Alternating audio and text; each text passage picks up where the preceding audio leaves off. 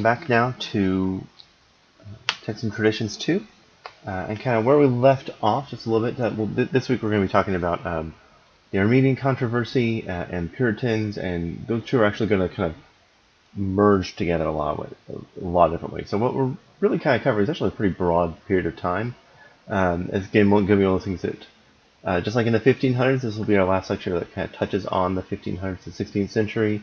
The next couple lectures are going to go over the 17th century and just barely kind of touching into the 18th century over the next few times. But this time, to give you an idea of what sort of the ideas that we're covering, it's essentially from what's known as Protestant Scholasticism, which we're going to define a little bit more, into the New World, that being present day North America and what's going on there with a lot of that, and how these religious controversies actually play into quite a bit of that.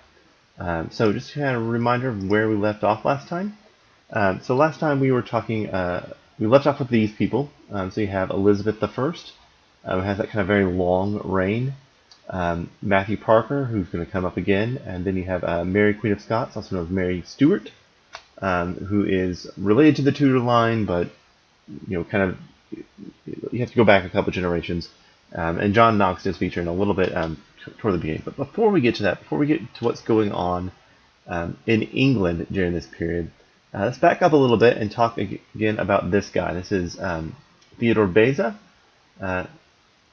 And part of the reason why Theodore Beza is important is not only was he kind of a follower of John Calvin and that Swiss Reform movement and that kind of thing, he really started to inaugurate a new kind of mode of approaching theology, what eventually becomes known as Protestant Scholasticism.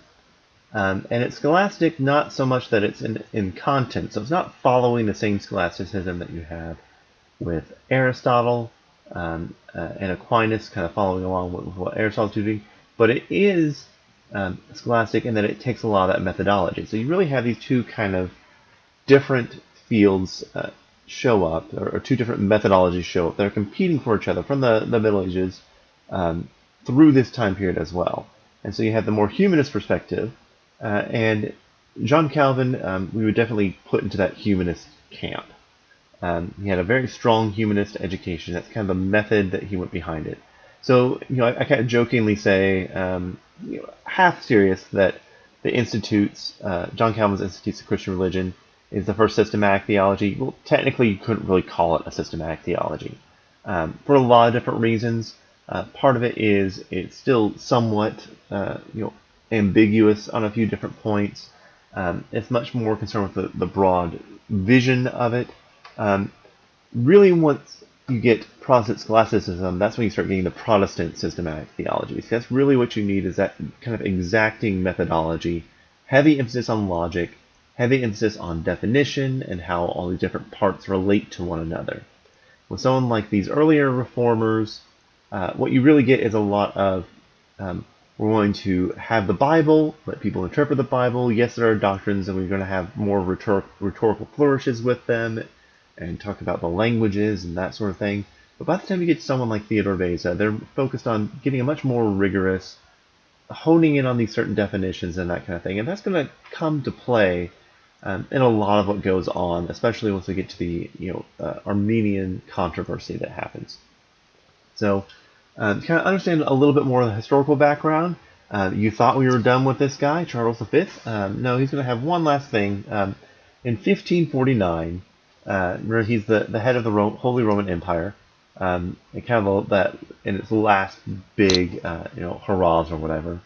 So this Habsburg dynasty, in 1549, he issues what's known as the Pragmatic Sanction. And what the Pragmatic Sanction did was, and this is just a few years before he abdicates. He abdicates in 1556. But what the Pragmatic Sanction did was, in effect, it served to kind of divide up the area that we now know as kind of the Netherland area. So there are 17 provinces in this era. You can kind of see them up there on the screen. And what it more or less did was, it's kind of upper provinces. They tend to lean much more heavily Protestant, and they kind of divided off and became their own thing. And then the lower provinces, where you have Luxembourg and then what is modern-day Belgium, Bruges, Brussels there, those cities still there, they became largely Roman Catholic during this time period.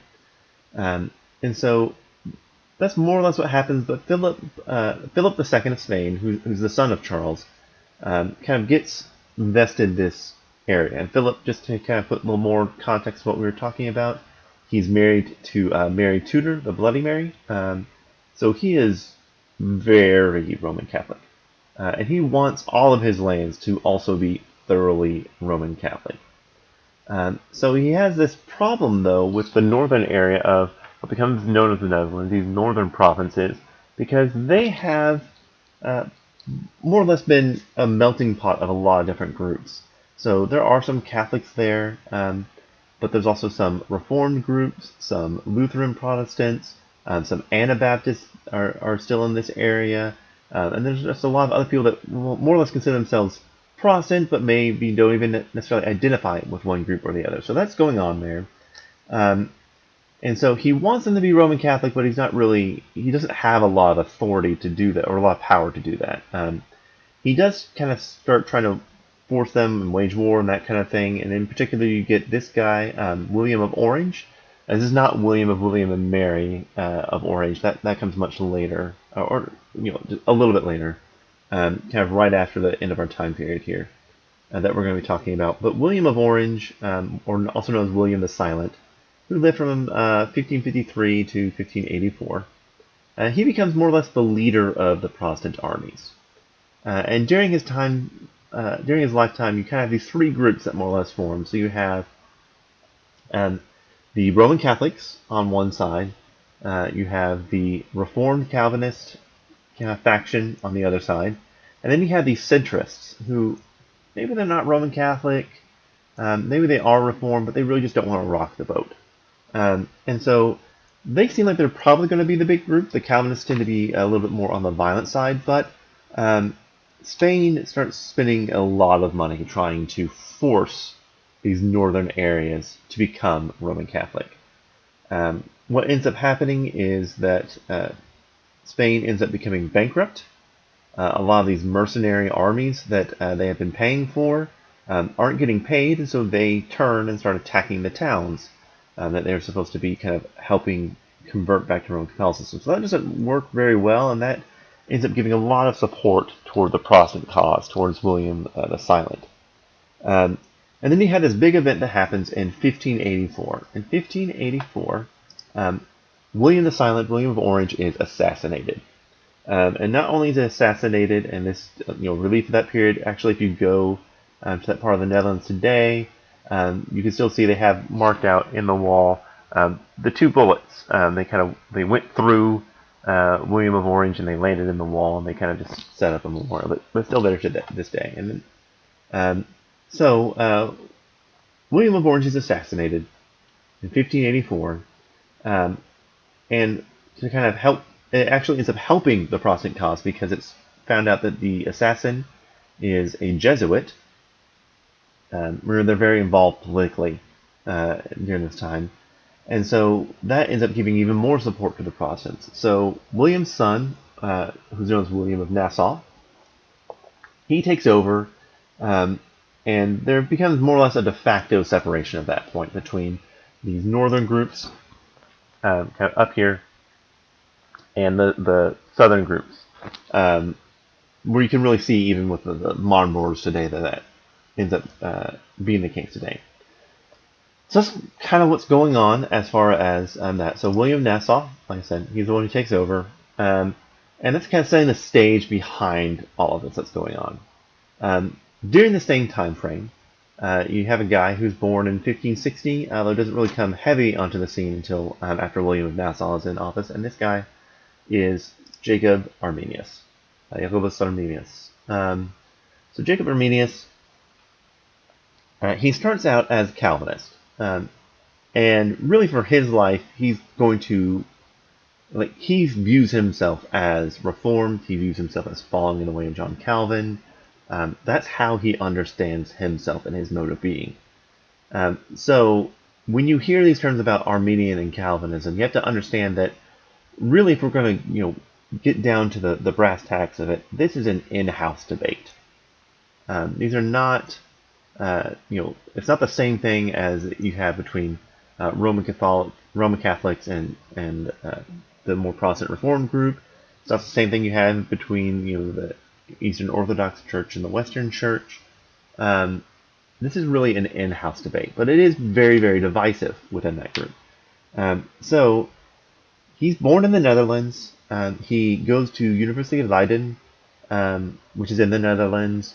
In 1580, he actually leaves and goes to Geneva, and he studies with Theodore Beza. And in fact, when Arminius leaves to go back to the Netherlands to go be a pastor, he's actually given like a high praise from Theodore Beza that he's a really smart guy, he's a really bright guy. So he goes and he becomes a pastor, and very shortly after he becomes a pastor, there are these reservations about him that start to come up, in particular about how reformed he may be. Now, it's unclear at what point these kind of questionings of his came about.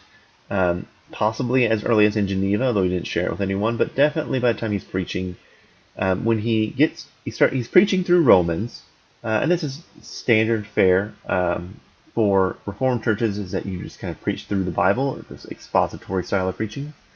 So he's preaching through Romans, and when he gets to chapter 7 and 8, he offers a different interpretation. And so that kind of raises some red flags. It's not full on like rejecting Calvin. It's not rejecting the Reformed model, but it's a different interpretation that does raise some flags. Okay, that's kind of let go, and in 1603, he is appointed to be professor of theology at University of Leiden, and this starts to raise. There's some more questions that are raised about him by a guy named Francis Gomarus and a few others. But really, what kind of brings the big ire is that you have this Puritan. We're going to talk about the Puritans here in a little bit, but this Puritan at Cambridge by the name of William Perkins. And William Perkins is heavy into that scholastic thinking. Arminius is too. Arminius is in that Reformed scholastic thinking. In fact, some of the early questions that Leiden have to do with like the form of logic he's using and that kind of thing. But William Perkins is a Puritan. He's at Cambridge, and he actually writes this lengthy book called On the Order and Mode of Predestination. And this is during the end of Queen Elizabeth's reign, at the beginning of James I's reign. That's kind of the time frame that we're looking at here. So, On the Order and Mode of Predestination goes very deep and very detailed into the doctrine of predestination. And he is giving a theological, scholastic theology treatment of predestination. How not only does God predestine, but how that comes about, when that comes about, how that relates to other doctrines that you may or may not have, that kind of thing. And this is just so hard line, like God predestines everyone before the foundations of the world as to who will be saved and who is not, and that God creates some for destruction and some for salvation, and this is all to the glory of God. And he gets really into detail with this, and this really bothers Arminius. And so Arminius in 1602 writes Examination of Perkins, saying that Perkins basically goes too far with it. Now, he doesn't actually publish this at the time. It's not published until after his death. But he is charged as being a Pelagian and a Catholic. And so that's part of what's going on there, is that he's being charged as being both Pelagian and a Catholic. Come in. Sorry, I had a kid knocking on the door. Okay. So he's charged as being both a Pelagian and a Catholic. In fact, one of the biggest people kind of working against him is Johannes, and his name is Dutch, and so there's some there's a little bit of disagreement, but whether it's Old Dutch or New Dutch and how you pronounce his name, so Utenbergert or Wittenbogart, just depending on how you want to pronounce that. And so there's some challenges raised about him and what's going on. And Arminius is, from his perspective, he's really just he's not trying to reject the faith. He's really just trying to tweak the Reformed faith. He still sees himself as being Reformed, by and large. So, this other guy comes on the scene. Long story short, there's this big argument about whether or not he's Roman Catholic or not. Württemberg is one who leads like the Armenian contingent after his death. But there's this big argument about whether Arminius is Pelagian or not. He's mostly cleared of all charges, and they're supposed to meet with basically his accusers. Arminius is in ill health at the time, so he dies in 1609 before this happens. So what ends up happening is that there are these articles of remonstrance, which are basically protests against how Reformed theology is being taught. And what they're really wanting to do is kind of offer an alternative way to interpret the Bible, to interpret even the writings of Calvin on a certain level. Perhaps even say that they are not the same. So you have these two factions that rise up. Those who are following kind of the writings, really harkening back to what started with Arminius, although he didn't write it in as full detail, into as you get with Wittenberg, on the one hand, and then you have the kind of more traditional Swiss Reformed group, like William Perkins in England, but you have these two leaders.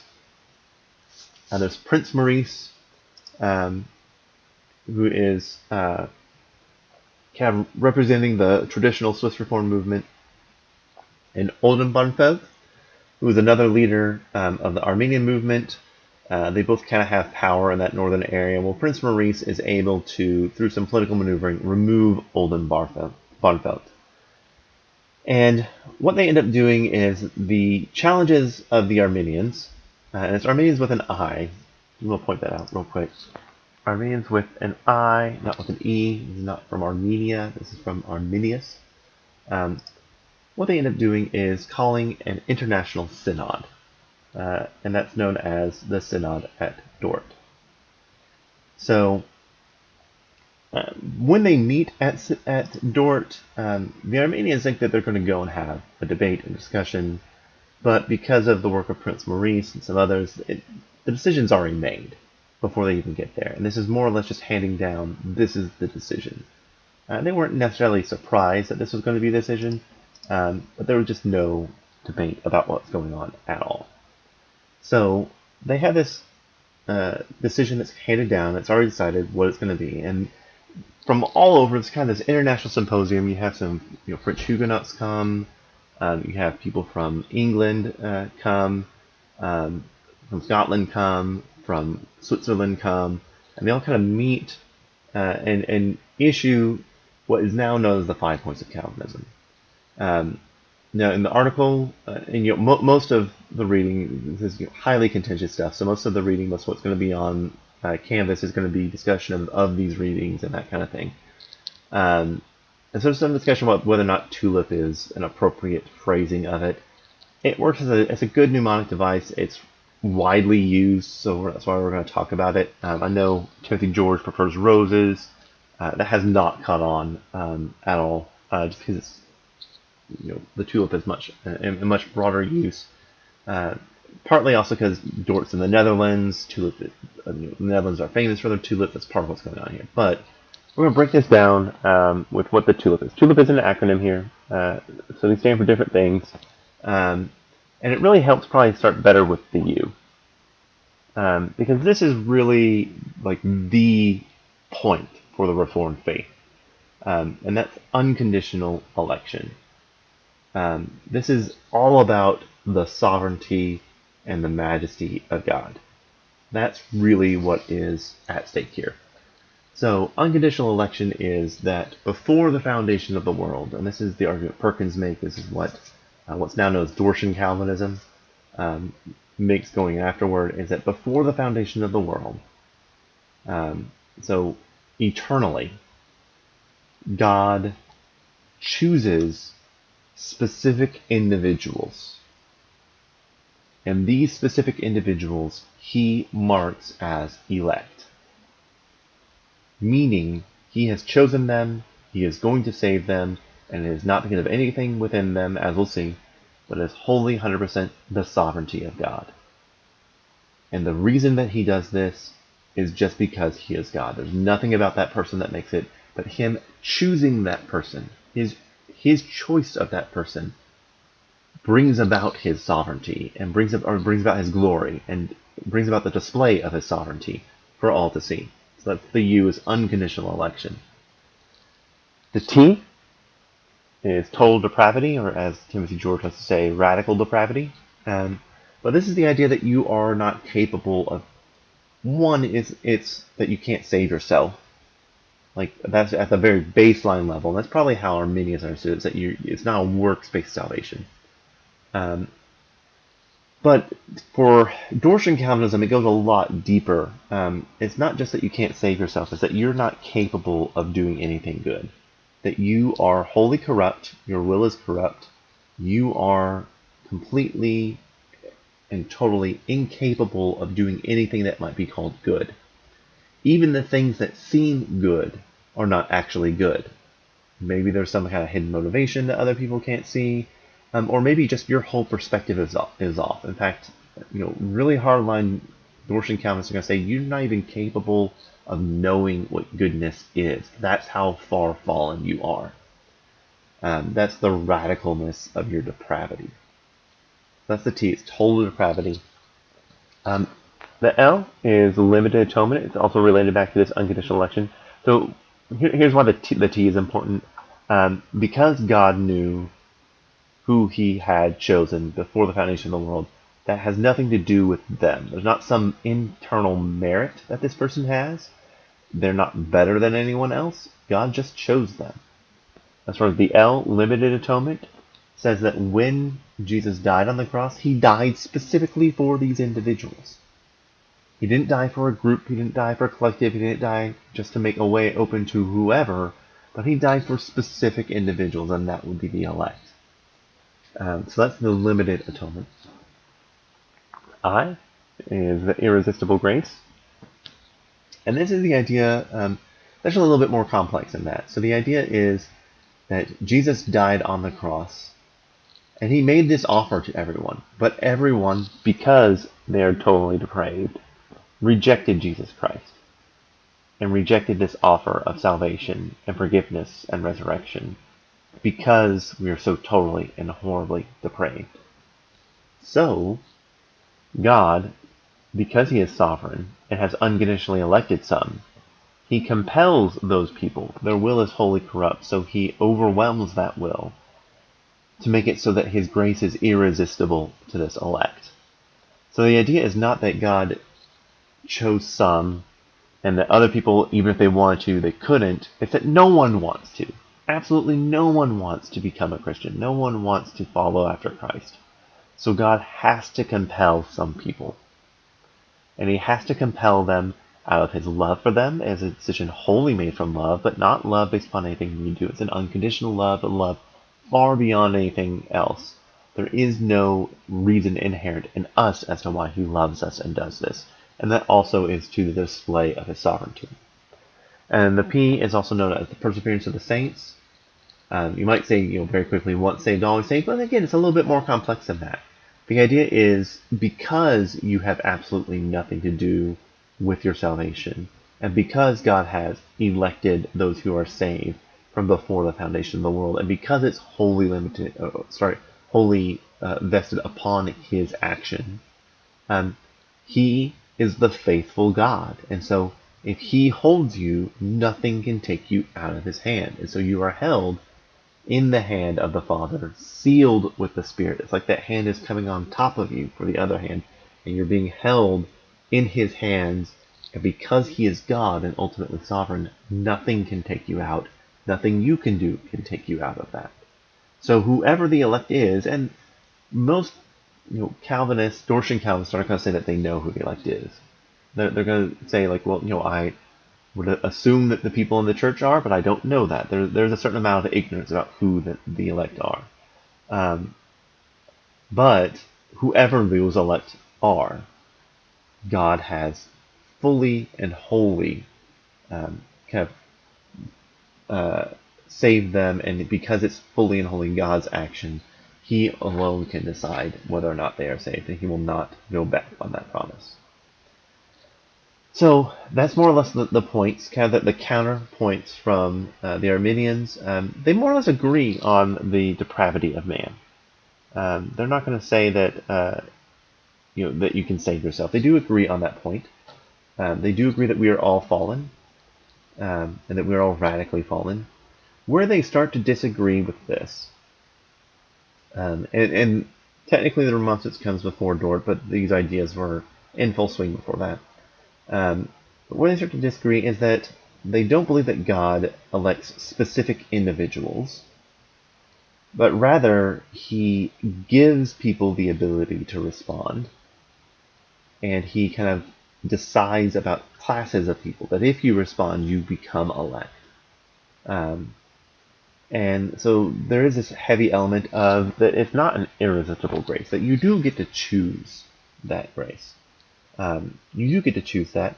And this whole idea of perseverance of the saints is also rejected. Like, you can, the term that's used sometimes like Methodist circles, which are a form of Arminianism, is that you can fall from grace. You can choose to leave the faith.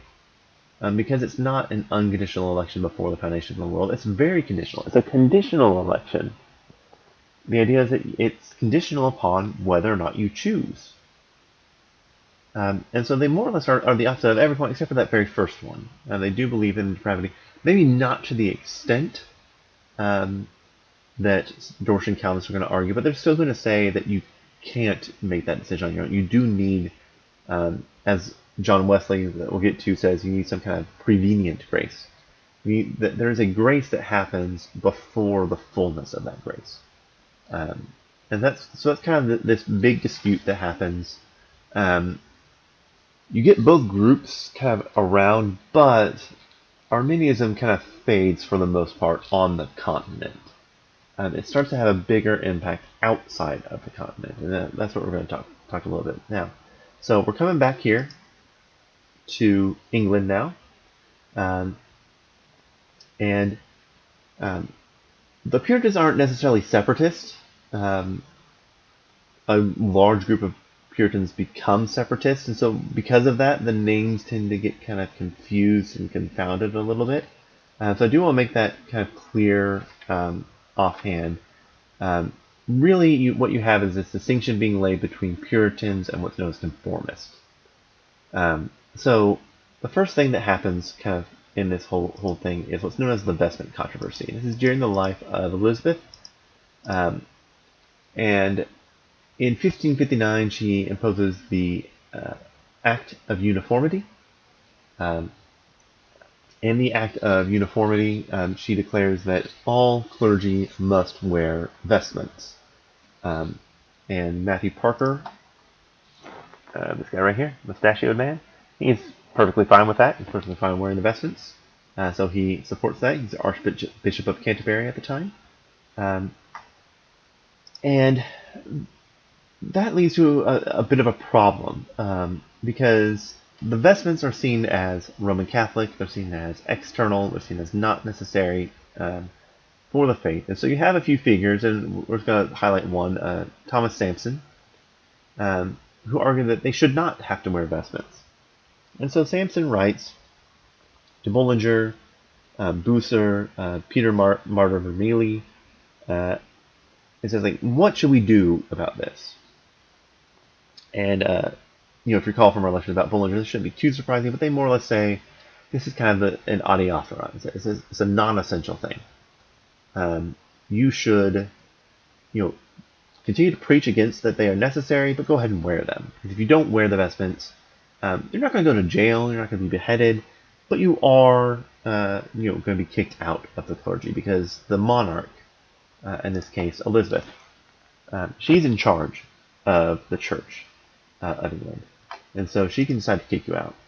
Well, now Sampson and a lot of them do not like this response, and later Bullinger and Bucer, they do kind of modify the response. But what ends up happening is that you have nonconformity. There's what's known as the Protest of 1566, where a large group of people just refuse to wear vestments, and they're more or less kicked out. So that's kind of the only major controversy that happens during the reign of Elizabeth. She dies in 1603. She never marries. She's known as the Virgin Queen. Virginia is named after her. And that's kind of like what happens with her. And so there ends up being a crisis of succession. And they have to go back in the documents, and they find James I. He's actually James VI of Scotland at the time, and he is Mary Stuart, Mary Queen of Scots. Her is different from Mary Tudor, Bloody Mary. This is Mary Stuart. She's like a cousin kind of, and just kind of give a little bit more background about her. The Stuart name comes from Lord Darnley. His name is actually Henry Stuart, but he's always referred to as Darnley. She is more or less Elizabeth's cousin, and she is implicated in an assassination attempt on, or actually an assassination on Lord Darnley. And this is actually a kind of like a crime scene map that's coincides with the time. There's actually a few of these that kind of lay out like where people were and what was going on and that kind of thing. They try to sketch out exactly what happened. So it's unclear if Mary actually killed him or paid someone to have him killed. Regardless, she runs off with someone who definitely was involved in this assassination. So that doesn't look good. But because this is England and there's a lot of things going on that we're going to get to, people are reluctant to kill a monarch. There's this whole idea of the divine right of kings. And part of the divine right of kings is that monarchs are not subject to civil laws. They uphold the civil laws, they decide the civil laws, but they are not subject to civil laws. Instead, they are responsible for maintaining them, and they're held accountable by God. So Mary Stuart, Mary Queen of Scots, is implicated. She probably was involved, but she's not executed, she's arrested. Well, somehow she manages to escape jail. While she's in jail, this is actually probably where this relief more or less comes from, because John Knox continues to visit Mary and berate her even while she's in jail.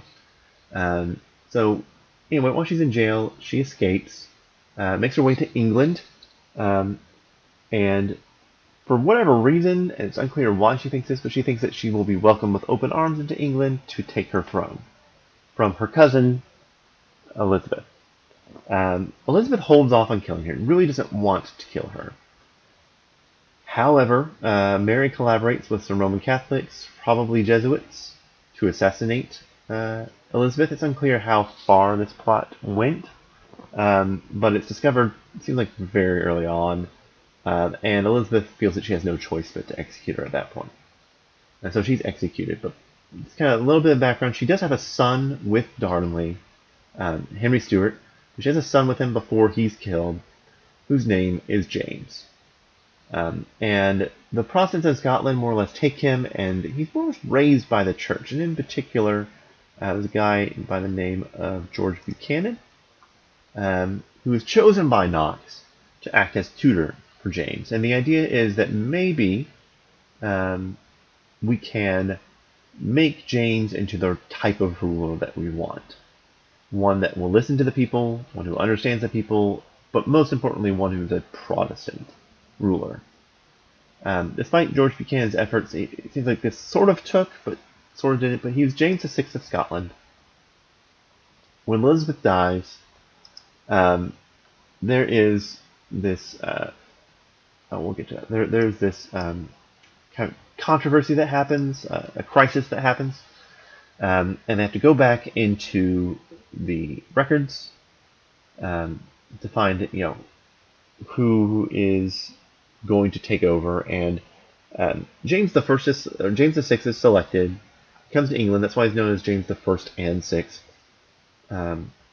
And he remains very strongly Protestant. And actually, this is the first time that you have a union now between Scotland and England.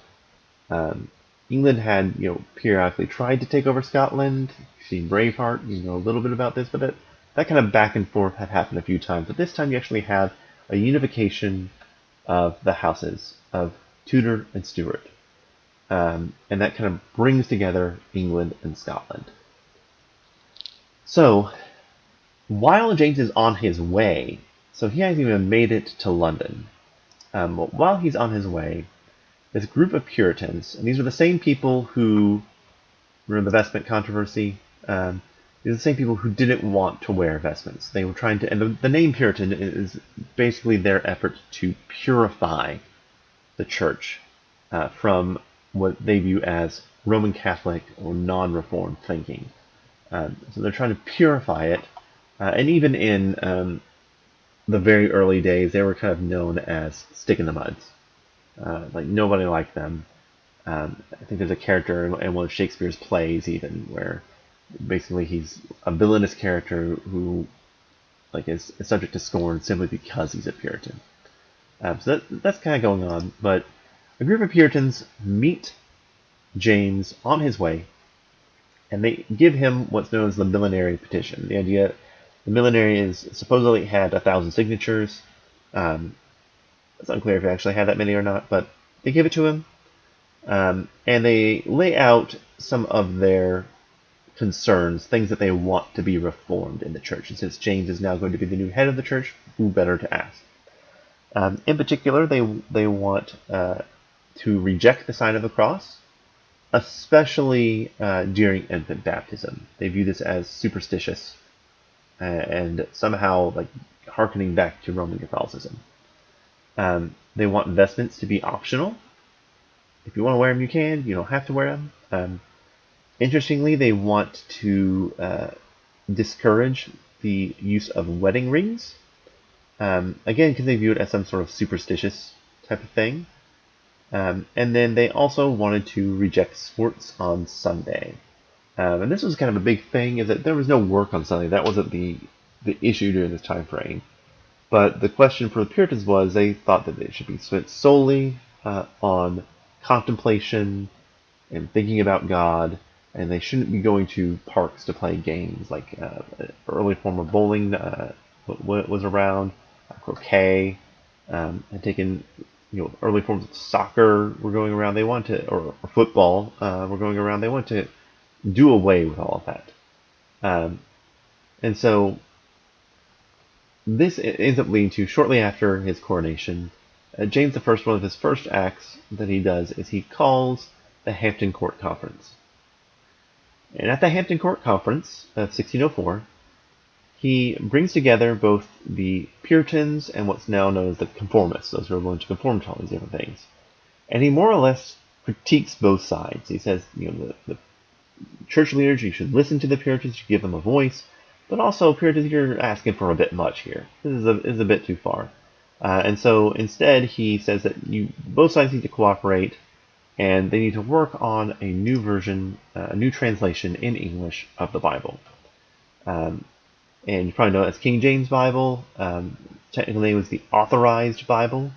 And so from 1604 to 1611, they work on this, and he gives some stipulations. He said it should just be the text without any notes or any commentary at all.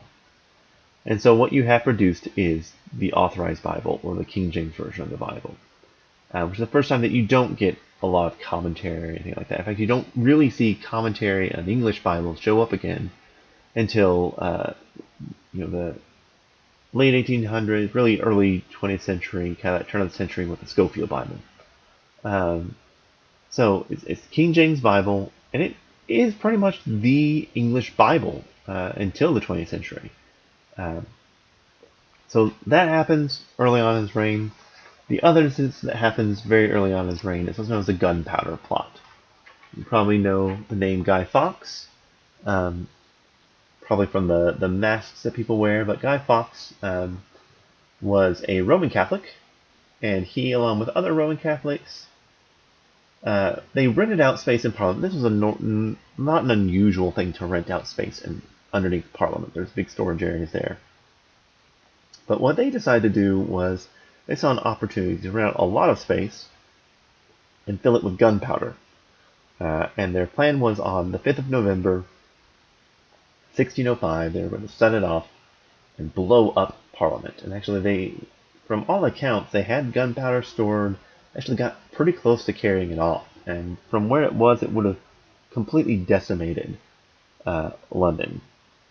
Most of Parliament, if not all of it, would have been destroyed. The boulders and such probably would have destroyed Westminster Abbey, which is right next door, or at least heavily damaged it. It would have done a lot of destruction. It was almost kind of anarchist type thing. And so it's discovered last minute. You heard, remember the 5th of November, that kind of thing. So they stop it.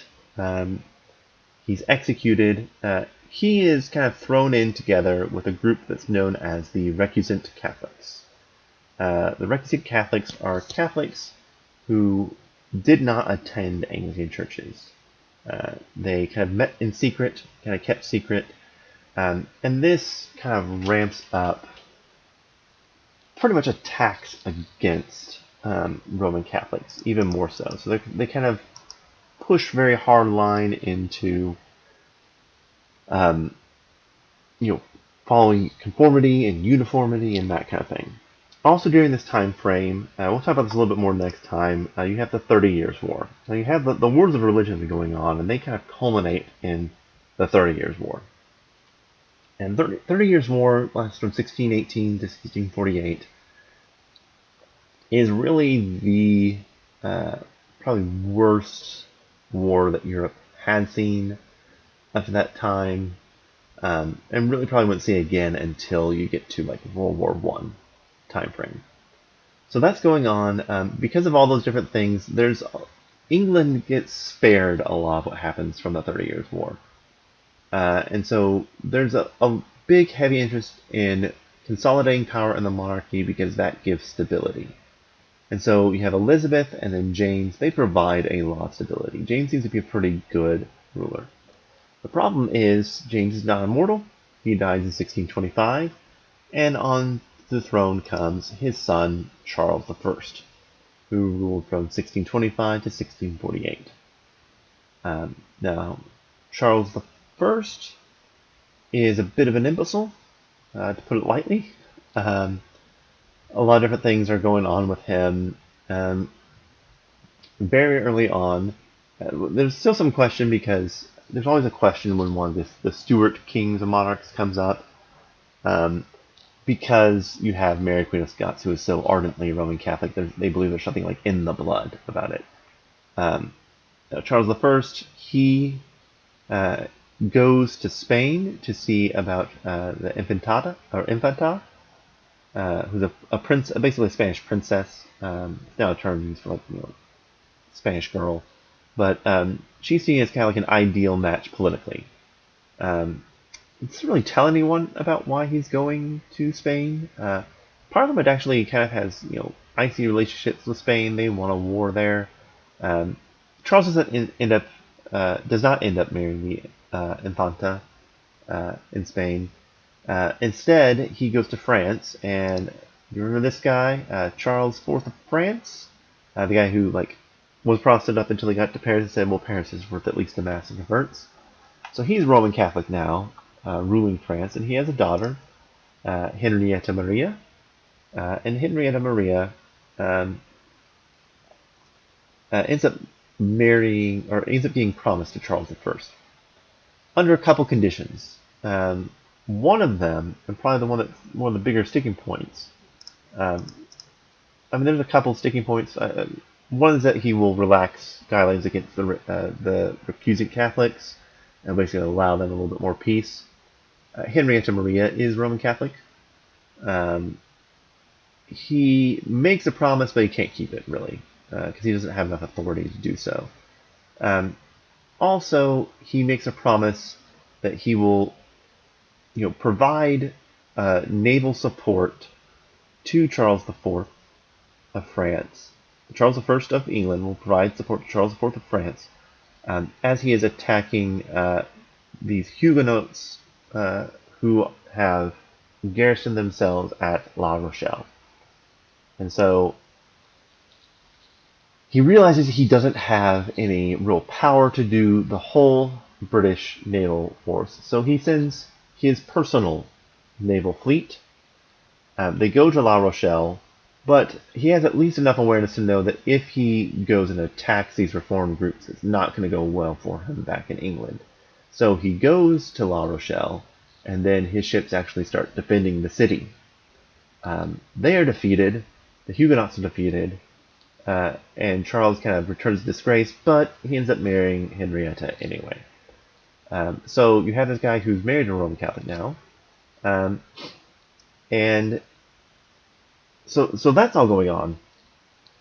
At the same time, you have Richard Montague starts writing, basically challenging Reformed Protestant theology, and begins kind of leveraging it against the Puritans. And it more or less ends up kind of arguing for an Arminian interpretation. In fact, it's almost a revisionist sort of history. He starts saying that early Reformed faith, early Protestant faith was not really concerned with predestination and that kind of thing. He actually mocks the Synod of Dort. One of his works is called A New Gag for an Old Goose. Another one's called Apello. The old goose that he's talking about, though, is the Church of England.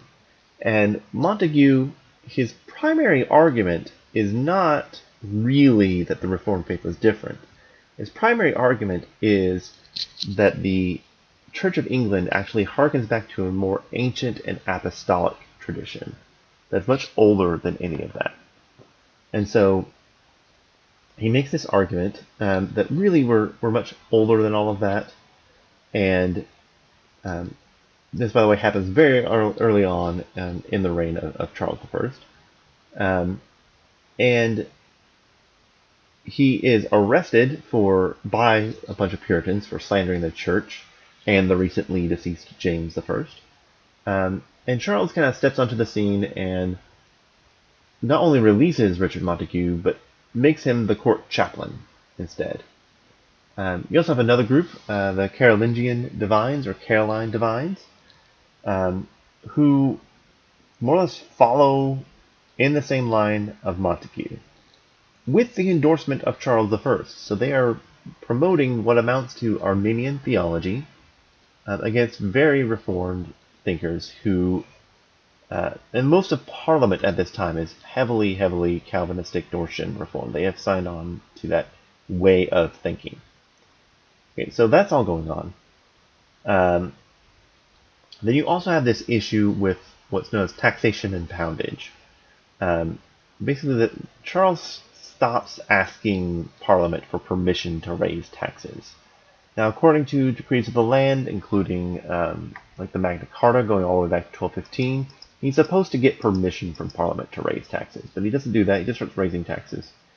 And so you have all these different things going on. Parliament is hugely, as I said, Puritan at this point, or at least very reformed at this point. So in 1629, though, he needs money. He can like tweak the taxes and get away with it, but he can't really get into it. So in 1629, he calls for Parliament to convene in order to raise taxes, because he needs some money. He's been spending money on these wars and running his court and different things like that. So he calls Parliament to raise taxes. Instead of talking about taxes, they start arguing about whether the king has a right to tinker with the taxes. And then they start talking about theology and Arminianism and that kind of thing. And so the king asks John Finch, who's over Parliament, to close Parliament. And to close Parliament, he just has to bang his gavel. And instead, several men tie Finch down, which prevents him from technically banging his gavel where he's supposed to. And that allows him to keep debating. And they issue 3 resolutions. And the gist of the 3 resolutions are the king needs to stop tinkering with his taxes. He has to ask Parliament for permission to levy taxes. Second, he needs to start upholding some of these anti-Catholic laws, that you have to be part of the Church of England to be in England. And then they need to be decidedly anti-Arminian. Now, the response of Charles is that he has these been arrested. Parliament closes, and he puts a new guy, William Laud, who is one of these Caroline divines. He makes him Archbishop of Canterbury. And so one of the things that he does is they go back to an older version of the Book of Common Prayer, and William Laud seeks to impose this Book of Common Prayer on not just upon England, but upon Scotland as well. So, if you go to St. Giles Church, or Kirk, in Edinburgh, Scotland, you'll see a marker there for what happened when this tried to happen. So, the priest in Scotland gets up and begins to perform the service from the Book of Common Prayer. And there's a woman kind of near the front, called Jane or Jenny or Janet Geddes, and she stands up, takes the stool in her hand, and then she throws it at the priest. And this kicks off more or less a riot in Scotland. So this happens. Eventually, all of this is going to culminate in the English Civil War. So this happens in 1638. William Laud is named Archbishop of Canterbury in 1633. The incident at St. Giles Church happens in 1638. At first you have what's called the Bishop's War. So Charles knows he doesn't have enough money to get the full army. He's not going to have support of Parliament.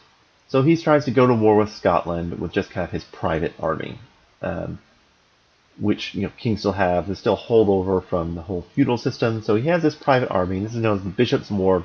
He's defeated pretty soundly. And so he convenes Parliament and asks them to restore order in Scotland in 1640. Parliament responds by saying, actually, I think Scotland has a point. And they start wanting to talk religion. And so Charles, okay, this is getting where he tries to dismiss Parliament. They refuse to be dismissed. And so from 1640 to 1660, you have what's known as the Long Parliament. Basically, they never formally dismissed. It's not that they were there the whole time. They would just have debates regularly. They were never not in session.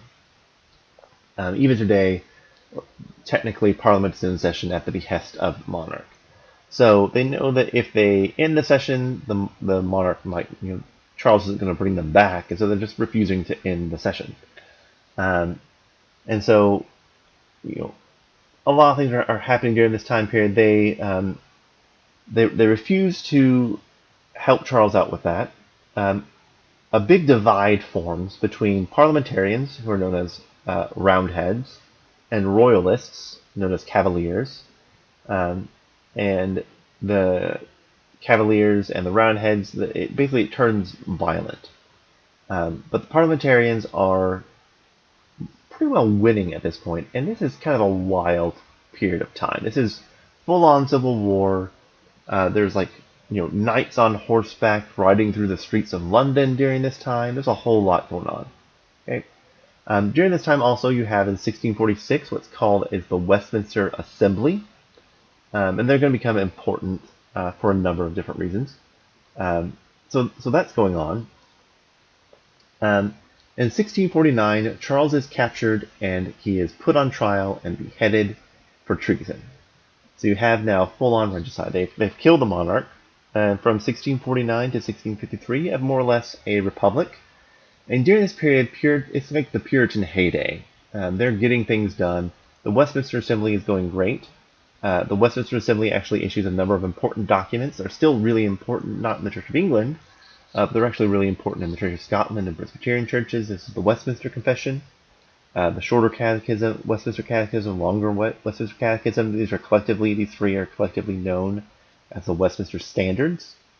In 1653, a protectorate is formed, and Oliver Cromwell is named Lord Protectorate. But then in 1660, you have what's known as the Restoration. And in the Restoration, Charles the first son, Charles II, is brought back. He's put back on the throne, and in 1662, there's what's known as the Great Ejection. So the Great Ejection, there was a second Act of Uniformity passed. In the Act of Uniformity, they push hardline back against this Puritan element. They say that, no, we want vestments, we need to get in line with the monarch and not do that. And so that in 1662, you have a lot of people like Richard Baxter, and we're going to talk about some of these others here in a second, that are pushed out of the Church of England. All right, so that's kind of that broad history, English history, and that kind of thing. We do need to talk about non-conformist a little bit more also. So one non-conformist group that you're probably familiar with are what's known as the Pilgrims, and we have this kind of mythology around them. And by now you probably know that most of that mythology didn't happen. In fact, they were definitely not the only group to go to England during that time. So you have a lot of other groups that come to England before then. There's a Roanoke colony during the reign of Elizabeth that's lost. 1585 to 1590 is when they're there. During James I, there's the formation of Jamestown, and it's not really until 1620 that you have the Mayflower. But actually, these Puritans, they're kind of pushed out a little bit during the rule of James I, not because of any kind of actual persecution, but just because they're not getting things that they want done. But they view it as persecution. They retreat for a while to Amsterdam, and actually this is a church in Amsterdam. You can go there today where they were at. There's the organ at the back of the church.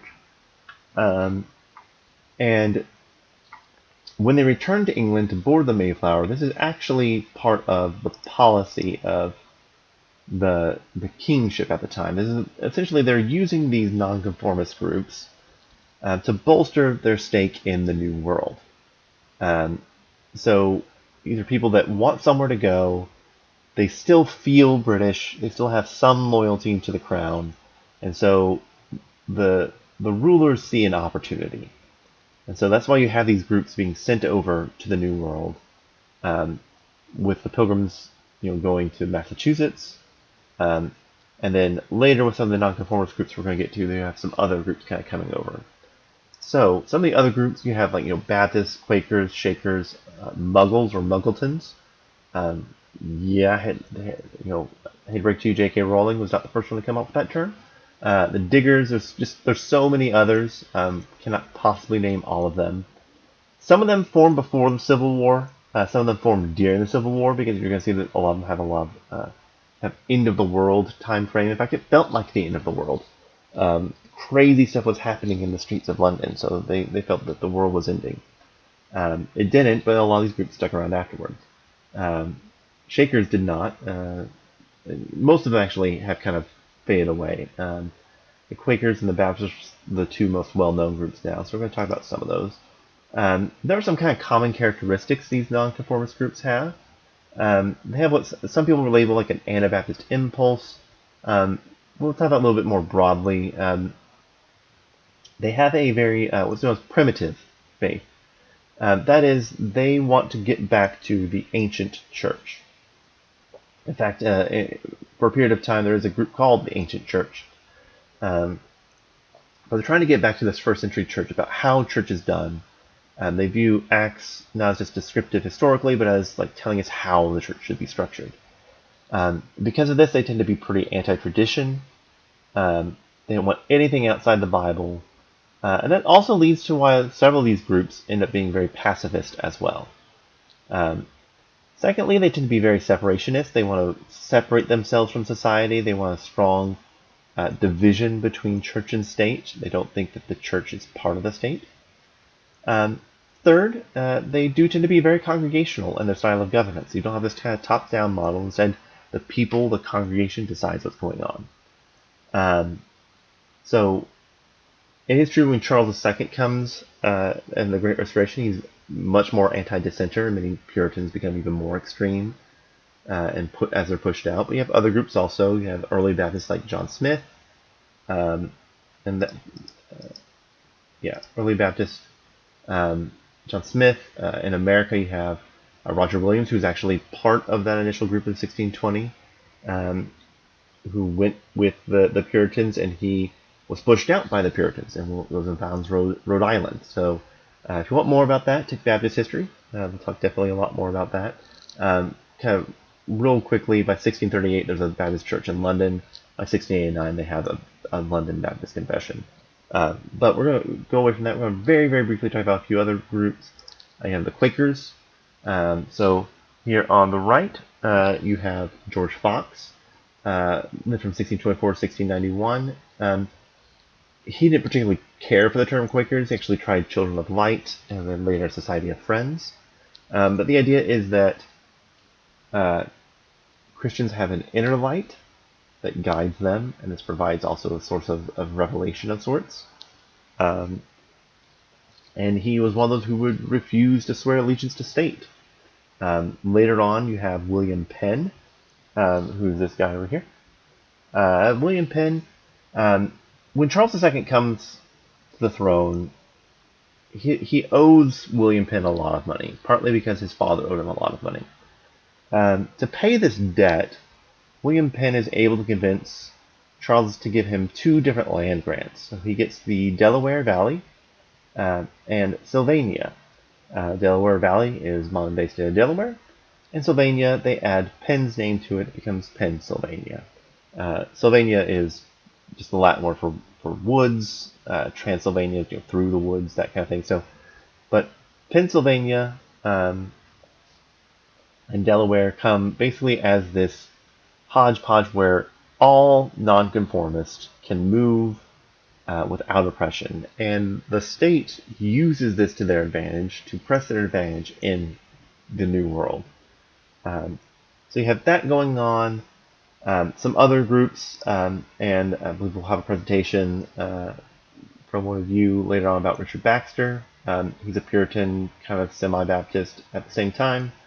And then John Bunyan, who writes Pilgrim's Progress from jail because he is a nonconformist. He's preaching without a license.